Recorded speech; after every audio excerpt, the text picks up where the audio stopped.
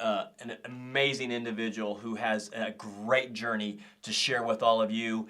A former player of mine that I am blessed that I had the opportunity to work with on 2 occasions. We have Marcus Liberty, who's living down in Sarasota, Florida right now, by way of the south side of Chicago. Marcus Liberty, how you doing tonight, my man? Coach, man, I'm great, brother, and appreciate you, man, for letting me come on and talk on the show today. You know what? We're thrilled to have you. You and I, we go way back when I had a lot more hair on top of my head. I think we both, man. I don't have no hair, and I'm thinking you losing it too. So. Hey, it seems like yesterday your daughters were staying in my apartment with me in Sweden having some peanut butter and jelly, and now they're all grown up and modeling. And it seems like yesterday, man. Flies. Crazy, yeah. I think we were together in Sweden in like '97. Or actually 98. So, I mean, back and then another time you came to Salt Lake City, you were kind of running a camp out here for kids, which you do a lot of now, and I got to come onto the floor and work with some dribbling with the fellas, if you remember. Yep. Oh, that was good stuff. Well, Lib, for the viewers who don't know and maybe have been under a rock for the last quarter century, a little bit of your background. I'm going to kind of blow you up here, but it's all honest. Before social media, before the Twitters and the Instagrams and the Facebooks, before Jabari Parker, before the LeBron Jameses, before the Kobe Bryants, the premier basketball players coming out of high school, you were that premier player, coming out of high school, playing for King, where, I think in the state tournament back in 1987, you scored 143 points in the Illinois state tournament where you were Mr. Basketball. And what's it like being a 17, 18-year-old high school phenom, being on the cover of Sports Illustrated? What was going through your mind at that young age to have all that publicity and notoriety, my man? Well, I tell you, man, definitely I had a strong family upbringing. My dad he played basketball in high school, but he didn't go to college. But he used to always tell me, don't let anything go to your head. And I took that to heart when I was in Sports Illustrated, when I was being touted as the #1 high school player in the country. He always instilled in me to be humble. I mean, take it for what it is, but don't let it take and control you and make it seem like you're better than the next person. So I always took that to heart. Sure, I was happy that my name was being mentioned and I was in the newspapers and whatnot, but I never let that get to my head and take me to a whole another place where I thought that I was better than the next person. Right. I think it's sound advice, and it's awesome that you can reflect back on, those life lessons being taught to you by him. Again, coming from Chicago, the South Side, which is a hotbed of basketball, it sounds like we're name dropping, but the Isaiah Thomases, the Derrick Rose, the Dwayne Wades, the Anthony Davises, the Jabari Parkers, you came from that same hotbed. You go to and you sign in the Big Ten. You're there at the Fighting Illini. Your freshman year, you go to the Final Four. Now, let's think about that. You played for Coach Lou Henson, and here we are talking about hairstyles. You played for the Lou Doo out there, and Nick Anderson, Kitty Battle, Stephen Bardo, Kendall Gill, Lowell Hamilton. What was it like being Mr. Basketball in Illinois, staying in the state where I know you had other options, especially being, a parade player of the year? What was your choice and what was the influence to stay closer to home, or was it to stay close to family and be home? Yeah, it was a little bit of both. Back then, everyone who was probably Mr. Basketball in the state of Illinois was going to the University of Illinois. Yeah. I had other choices, so it was a close decision that I had to make because I really wanted to go to Syracuse too. because of the style of play. Jim Boeheim and Derek Coleman was my host when I went there, and they showed me a lot of love. And I told my mom and my brothers when I got back home, I said, one way or another, I'm going to be in a orange uniform. And I didn't know if it was going to be University of Illinois or Syracuse, but as I look back, I made the right choice because we did wind up beating Syracuse in the eight to get to the Final Four. So that's right. That was kind of a sweet deal, and playing with guys like Nick Anderson, Kendall Gill, Kenny Battle, all those guys, and we most of the guys that played on that Final Four team went to the NBA at some point in their careers. Yeah. So that was one of the great, probably to me, one of the greatest teams that come out of the University of Illinois, and all of us basically from Chicago or the state of Illinois, and that's what made it a little bit more special. Yeah, and like you said, you beat Syracuse 89-86 to get to the Final Four to play against Michigan. But teams that you beat in the tournament, you went 31-5 in your freshman year, number 3 seed in the NCAA. You beat McNeese State, you beat Ball State, you beat Louisville, you beat Syracuse and beat them, and then you lose by only 2 points in the Final Four to Michigan, another Big Ten team, 83-81. What was that like to lose such a close game, but you got past Syracuse where you could have signed, now you're going against Michigan in the Final Four in your freshman year? That whole environment and that whole hysteria had to be crazy. No doubt about it was, but you know what?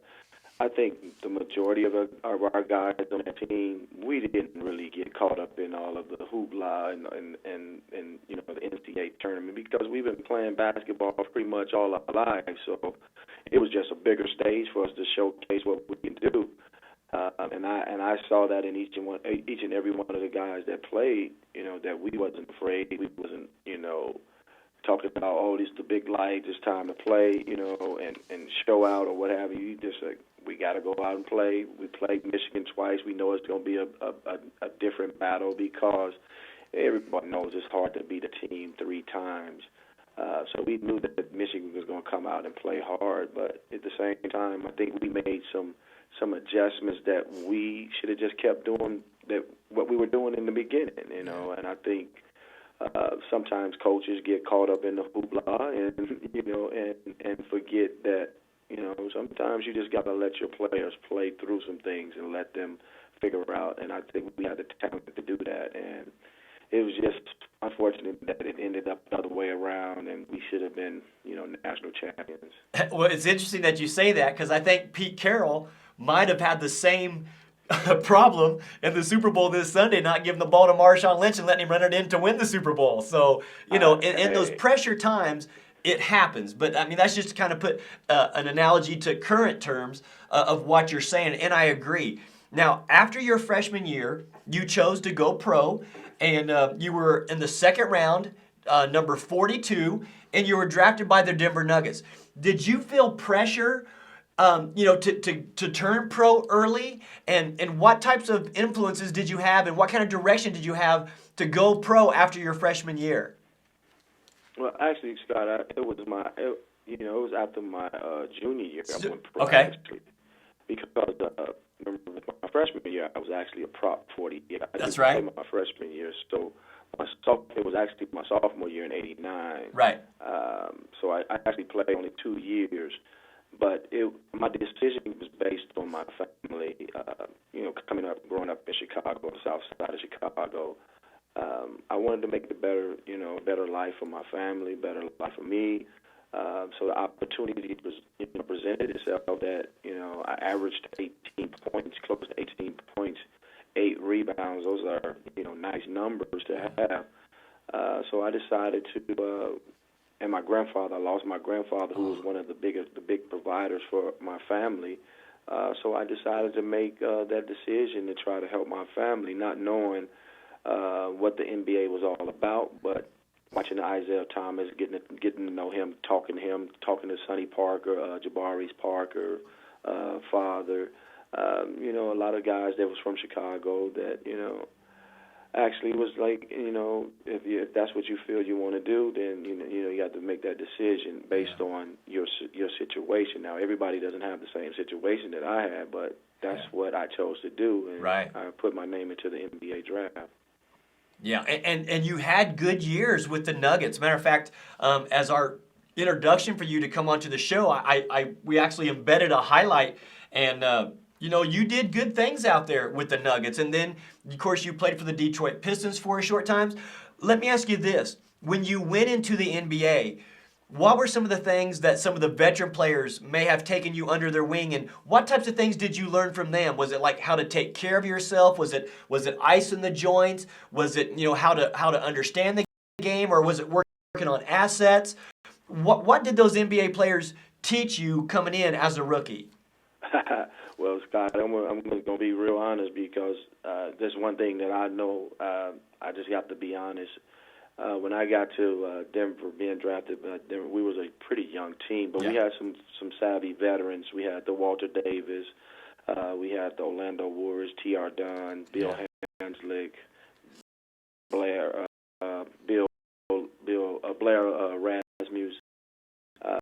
We had those type of guys there, but I can honestly say none of them really told me, what the NBA was all about, and so I had to figure out a lot of things on my own, and it kind of hurt me in a way because I thought that's what, some of the veteran guys were supposed to do, but they looking at me like this young fella's going to take my spot eventually, so why show him the ropes? Yeah. And it kind of like put a bitter taste in my mouth because I was thinking that, if we are a unit and we are in this together, that you should want to share your knowledge to the next young man to help him become a better basketball player, whether that's staying in practice early, coming to practice early and staying late. They wasn't instilling that. It was almost like, young fella, you're on your own, go do what you have to do. And I think that hurts. That hurt me, and I think it hurt a lot of other players that came, along in that same era as me. Yeah. Like I came in the NBA the same time as Chris Jackson, who now name is Mahmoud Abdul-Rauf. Right. We both were rookies. Yeah. And we both were like looking at each other like, we got to figure this out on our own. Pretty much. Yeah, and of course, and a lot of people don't realize that Mahmoud Rauf, he suffered from Tourette syndrome, so he had a whole nother set of circumstances and issues that he also had to kind of deal with and try to, adapt to. Great stories there, Lib. And then how about when you were traded to Detroit, which was closer to home for you, not quite Chicago, but close. Did anybody with the Pistons, kind of lead you or guide you, or did you still feel like, hey, young buck, figure it out, here you go, you're baptism by fire? Well, I'll even tell you the story. I'll even go a little further back on that. Denver loved me. Bernie Bickerstaff loved me. He did not want to trade me. It's just Detroit was saying, well, we want Marcus Liberty and Mark Macon. Denver wanted to give up Kevin, and what happened was because Detroit was trying to get rid of Alvin Robertson at the time, and it was like we just want to get rid of this guy, but we need to get Marcus Liberty in that package. Yeah. So I was headed to Utah. We was playing Denver. Denver was about to play Utah Jazz. Yeah. I was about to get on the plane before I even got out my door, my foot out the door. I got a phone call and said, "Don't leave your house. You have just been traded to Detroit." So my heart just like boom. Deflated. Like I was like, oh man, no, don't tell me this. So about an hour later, Detroit Pistons called and said we're making flight arrangements for you to fly out tonight. We have a limousine pick you guys up. Boom, boom, boom, boom, boom, boom. And one thing led to another. Isaiah Thomas was at the arena because we had a game that night, but of course we didn't have our physicals yet. So we had a game, and Isaiah talked to me, and he's like, I told him all what you can do because Isaiah watched me play ever since I was in high school, so he knew what I was capable of doing. But then I get in the same situation where, Coach didn't, give me an opportunity. And I'm just talking from my experience. I don't know how other people, Right. other basketball players, feel about certain things. But coach, didn't really play me as much. But then toward the end of the season, he started playing me, and he's like, "I didn't know you can do all those things." I said, "Well, you never put me out there on the court, so you can see what I can do." Because we didn't practice that much. Yeah. Because we had a lot of veteran guys. We had Joe Dumars, we had Isaiah Thomas, we had Bill Lambier. So we didn't practice as much as I thought we should have. But at the same time, the coach couldn't really see, what I was capable of doing because I was never really a full practice, So it was kind of tough. Detroit was kind of my last, stop. And it's easy to get caught up and fall back, Scott, in certain things when you just thinking that you're not going to play, so you don't practice, you don't work on your game by yourself. You start going, hanging out and doing things that you shouldn't do. And when you start doing that, it's almost not there no more. And I felt very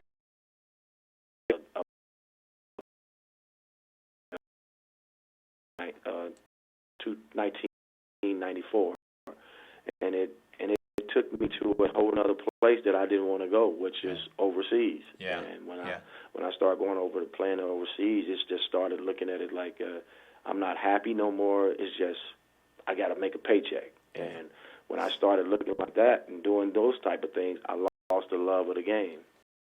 Well, I'll tell you, I think it's, Marcus, that you're able to, in a place now, so vulnerably share your story and your journey, because there's other players out there listening right now, nationally and internationally, to your story and to your journey, and you're going to touch people and inspire people. And some of those things that happen to you, is that the motivation to where you're doing so much mentoring now, you're working with so many young kids, you're developing young talent down there in Florida? Is that where a lot of that comes from? I mean, I know you're a great person and a great character because I got to work with you, but is that some of the motivation? Oh, no doubt, no doubt. That's one of the main reasons, because we have so many AAU coaches, and I'm not trying to knock all AAU coaches, but we have so many of these coaches that's in it for the wrong reasons. And our job as coaches, and you can vouch for me on this, is to mentor, is to help our players become men one day. If not, sooner than later.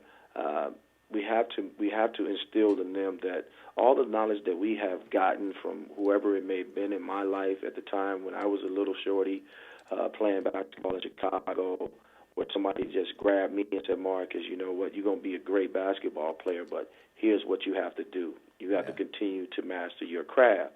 So when I figured that out when I was at a young age to do those things, that's what separated me from all other guys.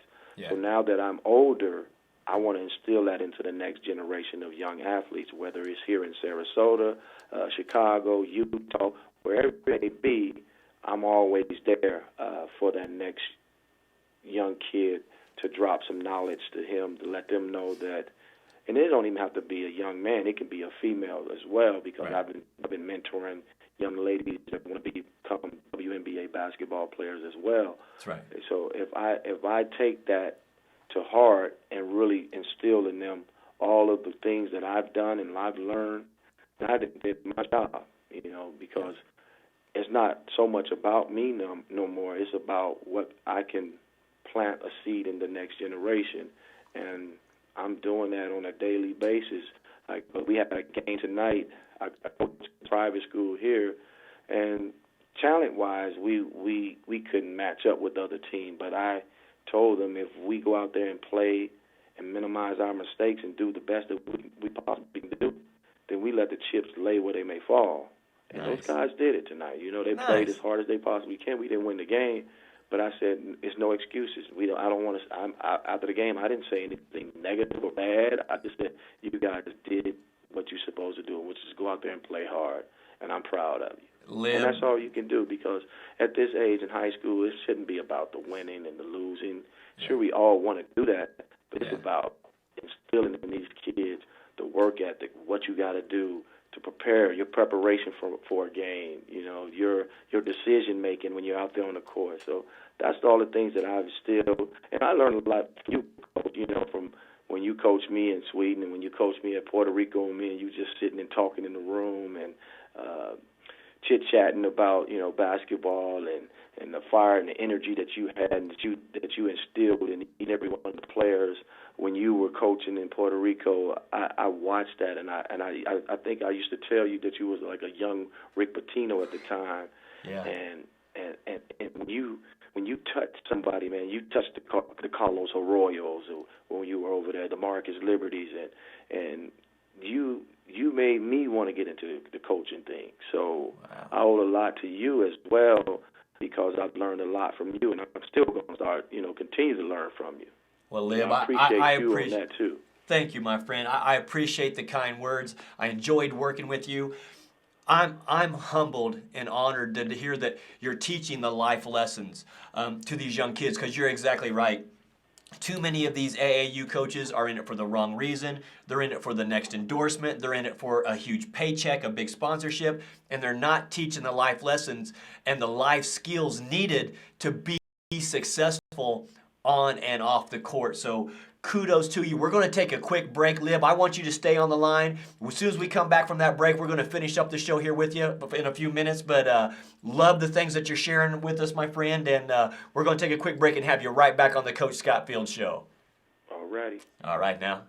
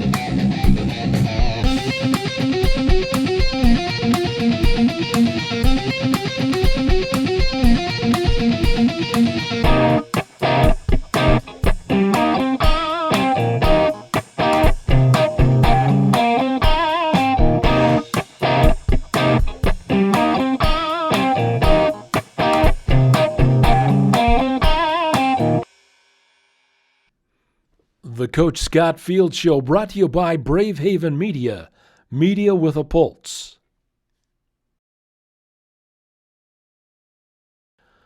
Don't forget to call Kim Fields at Salon Dante in Sandy, Utah, 801-572-8812. We'd also like to thank the NFL Store and the NBA Store, affiliate sponsors of the Coach Scott Fields Show.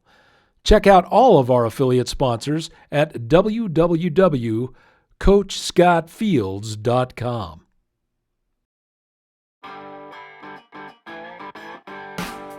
Be sure to make your appointment with 9th Avenue Dental. Dr. Chris Tarbert will put a smile on your face. And now, back to the Coach Scott Fields Show.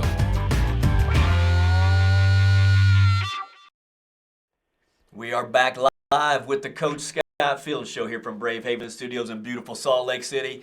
We've got my friend and former player, Marcus Liberty, live on the show. He's joining us tonight after he coached his team there in Sarasota. I'm sure you get to see Dickie V down there at the Broken Egg, huh, my man?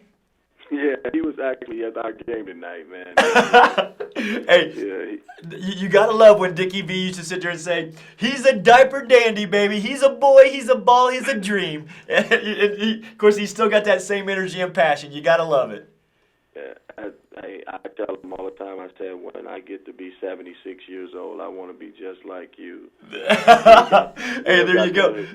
It's not so much a boy, a ball, and a dream. Now it's scrambled eggs, it's toast, and it's hash browns. That's good stuff, Liv. Hey, I'm glad you talked a little bit about the AAU basketball. Let me ask you this, because you are in a mentor role, you are working with kids. What advice do you have for the younger generation out there who's playing basketball, that has aspirations of playing from high school to playing at the college level, or anybody, male, female? It doesn't matter if they're playing in FIBA or if they're in the NBA?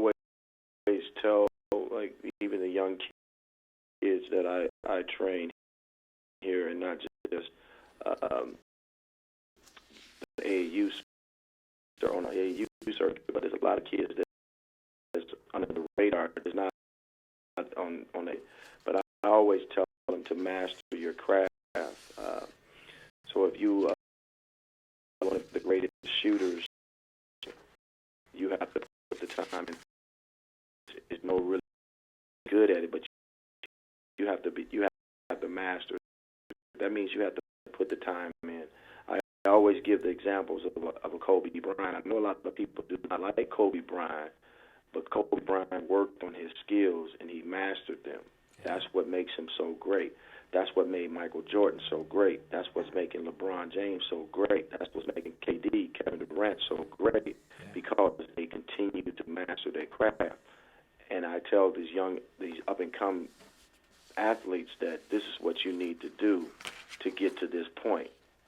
If you don't do those things, you will not get to that point, because your athleticism will wear off sometime, and someday or time it will wear off. So you have to master your fundamentals.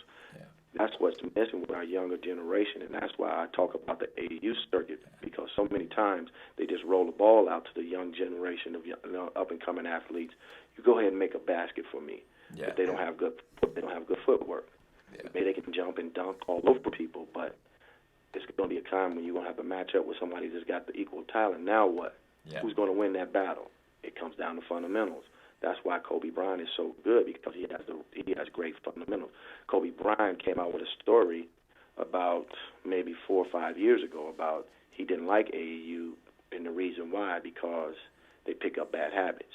When he played over in Europe, which me and you coached over there, and I played over in Europe, it's a total different ball game, because they drill their young up-and-coming athletes on the basic part of fundamentals, and they do not stop until they master it. That's right. And that's the big, learning how to dribble, the guards learning how to post up, passing, dribbling, shooting, defensive strategies, all those things that they learned, they picked up from the youth, from us, of course, but they took it to a whole nother level. Yeah. And I think that's what's missing with our U.S. young up-and-coming AAU basketball stars.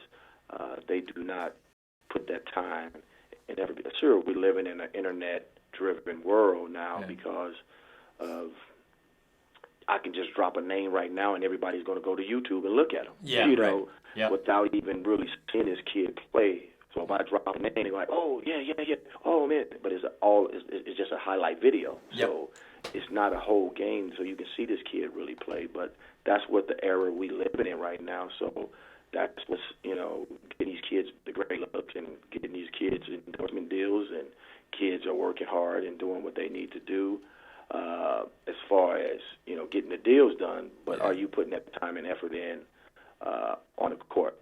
I'm from Chicago, and I used to play basketball in the snow. My mom and my brothers will tell you I'd stay with the basketball. I dribbled that basketball constantly on the concrete, and don't let it be a 30-degree weather day outside and the snow is melting. I'm out there shoveling snow and out there dribbling a basketball with my gloves on, out there shooting. So those are the things that I think kids need to hear. Those are the things that kids need to know, that you have to put the work in if you want to be great. Amen. I can talk about you all day on the internet, but are you doing what you're supposed to do on yourself? By yourself. And that is the key to success. Amen. Well, Lib, you're exactly right. I have to echo those things. I appreciate you sharing your insight. That wisdom and content that you're sharing on this show tonight is mentoring, the youth and players and coaches around the globe right now. Our show is all about empower, educate, and grow, and you've done that by sharing your knowledge with us tonight. God bless you, my friend. I appreciate your kind words. If there's anything that I can do to help you, I'm there for you, man. It's you and me, and I'm proud of what you're doing. Continue the great work. There's always going to be ups and downs, but you've persevered, and you're doing the right things for all the right reasons, Lib. God bless you, and thanks for being a guest. Man, I appreciate it. God bless you too, my brother. All right, man. Thank you, and we'll be in touch. All right, love you, man. All right, now, Marcus Liberty, guys, that was a great story that he shared. You know, because he was the #1 player coming out of high school that, you know, went on into college and had great college years and good jobs in the NBA. It's interesting to hear that perspective, and that's why I'm so blessed that, you know, he came onto the show and shared, you know, some of those nuggets here with us tonight. I'm proud of that. You know, to kind of wrap up and recap the show, hopefully you guys have continued to send in those tweets at #CoachSFShow. Want to give another pass. I'm going to let Bob and Nick those tweets and see who you know, active and don't be reactive. When I'm saying be proactive, if you want to be good and you want to help, be proactive. Don't sit back and wait on change. Go out and those turn life. Don't wait for the rest of the world to praise your greatness. Live it, love it, and let the world catch up to you. That's my message here for you tonight on the Coach Scott Field Show. Next week, we're going to have a special live in-studio guest. He's going to come in here and share a wealth of knowledge that is one of the best in the business. So we're excited to have him come on the show.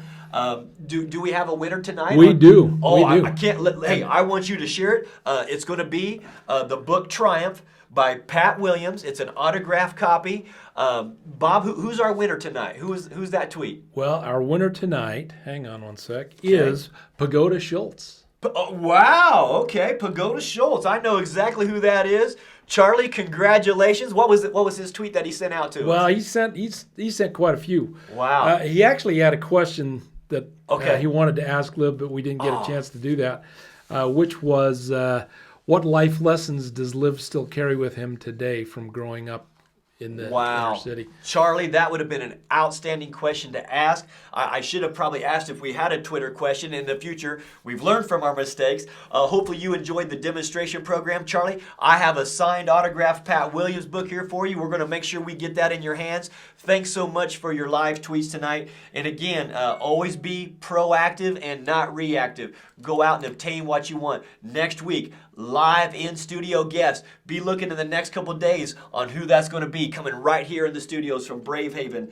And on the Coach Scott Field Show, it'll be February 10th, and we're going to bring another quality show with quality content to you. Again, we apologize for some of the glitches that were going on within the broadcast tonight. They were out of our control, and Bob and Nick were back there working extremely hard to bring it to you. Also be looking for those instructional posts. Bob, Nick, anything you want to add real quick before we sign off? No, just thanks for the patience, and it is what it is. We may have to dumb down our bandwidth on the video a little bit to get it to squeeze into the pipe, but okay, we'll get it there. There you go. Thanks so much for joining us tonight. Wherever you are, thank you for allowing us into your home. And remember, these are archived. You can always go. We will see you next